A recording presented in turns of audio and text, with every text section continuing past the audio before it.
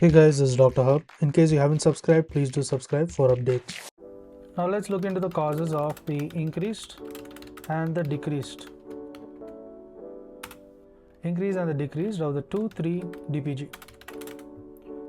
So beginning with the increase can be caused due to the chronic hypoxia. It can be due to anemia, acclimatization, that is high altitude, thyroid hormone, the thyroid as well as the growth hormone.